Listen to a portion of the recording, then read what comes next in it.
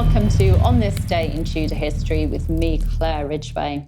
Now today I'm taking you back to the reign of Queen Elizabeth I. For on this day in Tudor history, the 30th of November 1601, 68-year-old Queen Elizabeth I delivered her famous Golden Speech to the House of Commons to address their concerns over England's economic state of affairs. It was the last speech that she gave to Parliament, and as the National Archives page about this speech points out, the Queen had been expected to address members' economic concerns, their concerns about rising prices. But instead, Elizabeth actually addressed these issues in a royal proclamation and used her speech to the Commons for something completely different. She spoke of her position as Queen and her love and respect for her realm, her people, and for her members of Parliament. It was a fitting speech for her final Parliament, given by a Queen who'd ruled for 43 years. There are several versions of this speech, and in a version printed in the Harleian Miscellany, the editor writes, "This speech ought to be set in letters of gold, that as well the majesty, prudence, and virtue of her gracious Majesty, Queen Elizabeth, might in general most exquisitely appear, as also that her religious love and tender respect, which she particularly and constantly did bear to her Parliament, in unfeigned sincerity, might be nobly and truly vindicated and proclaimed with all grateful recognition to God for so great a blessing to his people of England, in vouchsafing them heretofore such a gracious princess and magnanimous defender of the reformed religion, and heroic patroness of the liberty of her subjects in the freedom and honour of their parliaments, which have been under God the continual conservators of the splendour and wealth of this kingdom against tyranny and oppression." So perhaps the name of the speech, the Golden Speech, comes from the idea that it should have been printed in gold letters. I'll give you a link to read the Harleian transcript, but the one I'm going to read to you today is taken from diarist and MP Hayward Townsend's Commons Journal, printed in historical collections, or an exact account of the proceedings of the 4 last parliaments of Queen Elizabeth. Townsend sets the scene by explaining that 140 members of the Commons attended the Queen at Whitehall at 3 o'clock in the afternoon, plus the Speaker of the House, and that the Queen sat under a cloth of state as she listened to the Speaker of the House make a speech to her. In the speech, he thanked her for her most abundant goodness extended and performed to us, her sacred ears that were ever open to them, and her blessed hands that ever stretched out to relieve them, and went on to call on the Queen to watch over them for their good. He closed by saying, "But in all duty and thankfulness, prostrate at your feet, we present our most loyal and thankful hearts, even the last drop of blood in our hearts and the last spirit of breath in our nostrils, to be poured out, to be breathed up for your safety." The Commons then fell to their knees, and the Queen addressed them. As I read Elizabeth's speech, I'll share portraits of her with you. I won't be anywhere near as good as Elizabeth. I lack her queenly authority, but perhaps you can imagine her talking to the House of Commons.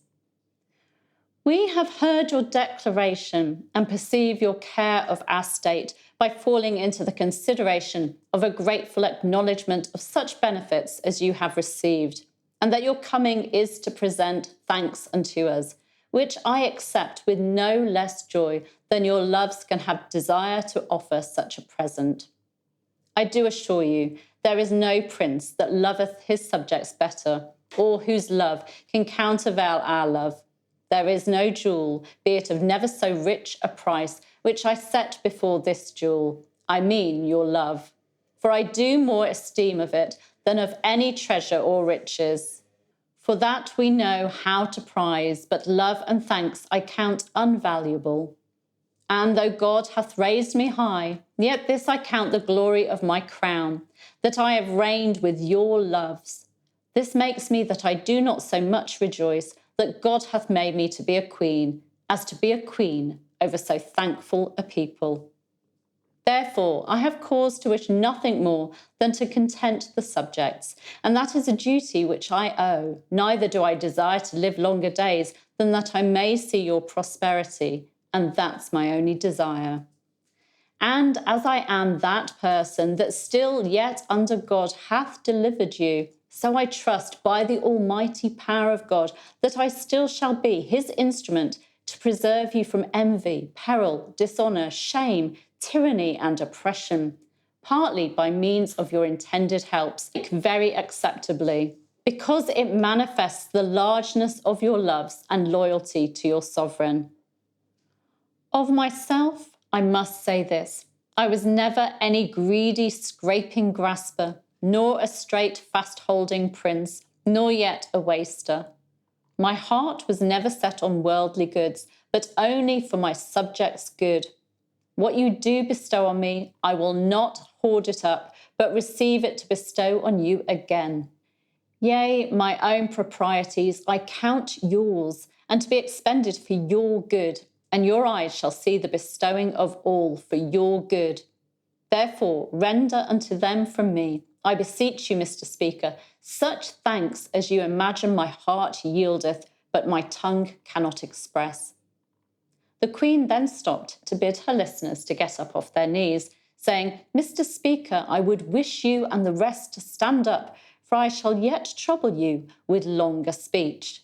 And then she continued, You give me thanks, but I doubt me that I have more cause to thank you all than you me. And I charge you to thank them of the lower house from me. For had I not received a knowledge from you, I might have fallen into the lapse of an error, only for lack of true information. Since I was queen, yet did I never put my pen unto any grant, but that upon pretext and semblance made unto me, it was both good and beneficial to the subject in general. Though a private profit to some of my ancient servants who have deserved well at my hands, but the contrary being found by experience, I am exceedingly beholding to such subjects as would move the same at the first. And I am not so simple to suppose but that there are some of the lower house whom these grievances never touched. And for them, I think they spake out of zeal for their countries, and not out of spleen or malevolent affection, as being parties grieved. And I take it exceeding grateful from them, because it gives us to know that no respects or interests had moved them other than the minds they bear to suffer no diminution of our honour and our subjects' loves unto us. The zeal of which affection, tending to ease my people and knit their hearts unto me, I embrace with a princely care. For, above all earthly treasure, I esteem my people's love more than which I desire not to merit. That my grants should be grievous to my people, and oppressions privileged under colour of our patents, our kingly dignity shall not suffer it. Yea, when I heard it, I could give no rest unto my thoughts until I had reformed it. Shall they think to escape unpunished that have thus oppressed you, and have been respectless of their duty, and regardless of our honour? No, Mr. Speaker, I assure you, were it not more for conscience' sake than for any glory or increase of love that I desire, these errors, troubles, vexations, and oppressions done by these varlets and lewd persons, not worthy the name of subjects, should not escape without condign punishment. But I perceived they dealt with me like physicians, who, administering a drug, make it more acceptable by giving it a good aromatical savour, or when they give pills, do gild them all over. I have ever used to set the last judgment day before my eyes, as so to rule as I shall be judged to answer before a higher judge, to whose judgment seat I do appeal, that never thought was cherished in my heart that tended not to my people's good. And now, if my kingly bounty hath been abused, and my grants turned to the hurt of my people, contrary to my will and meaning, or if any in authority under me have neglected or perverted what I have committed to them, I hope God will not lay their culps and offences to my charge, who, though there were danger in repealing our grants, yet what danger would I not rather incur for your good than I would suffer them still to continue? I know the title of a king is a glorious title, but assure yourself that the shining glory of princely authority hath not so dazzled the eyes of our understanding, but that we well know and remember that we also are to yield an account of our actions before the great judge. To be a king and wear a crown is a thing more glorious to them that see it than it is pleasing to them that bear it.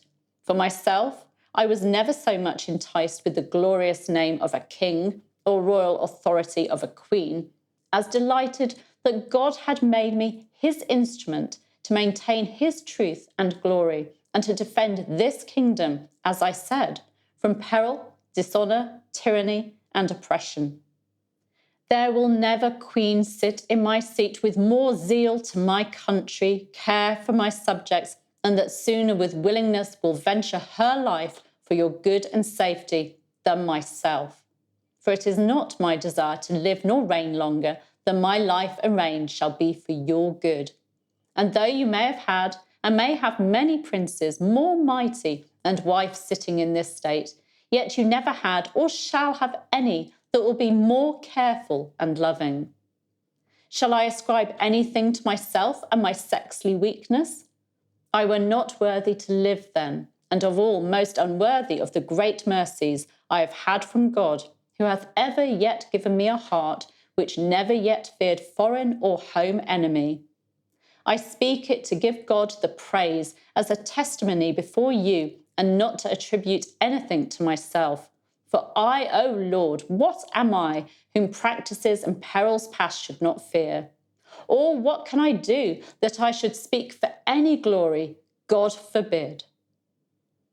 This, Mr. Speaker, I pray you deliver to the House, to whom heartily commend me. And so I commit you all to your best fortunes and further counsels. And I pray you, Mr. Controller, Mr. Secretary, and you of my council, that before these gentlemen depart into their countries, you bring them all to kiss my hand. And there she ended her speech. Townsend notes that she spoke the words, "For I, O Lord, what am I, whom practices and perils past should not fear? Or what can I do that I should speak for any glory? God forbid," with great emphasis. The speech had a major impact on those listening, with some leaving the room in tears. Elizabeth would never address Parliament again. She died on the 24th of March 1603, leaving the throne to King James VI of Scotland, son of Mary Queen of Scots, who became King James I of England. Tomorrow I'll be talking about a Roman Catholic priest and martyr who was tortured for information, but who wrote of thankfully being without sense and feeling. He had a rather sad end. Do make sure you're subscribed. You can click around about there, and that you've hit the bell so you don't miss that video. Also on this day in Tudor history, the 30th of November 1529, the feast of St. Andrew, Henry VIII was reproached by the two women in his life, his wife Catherine of Aragon and the woman he wanted to marry, Anne Boleyn. Catherine was not impressed by the way her husband was treating her, and Anne Boleyn didn't like the fact that the king was letting Catherine get the upper hand. They both told the king exactly what they thought. You can find out what they thought and what happened in last year's video. You'll find a link to that in the description. Thank you for joining me today. You can give me a like if you've enjoyed this, and you can leave a comment as well. I'll be back very soon. Take care.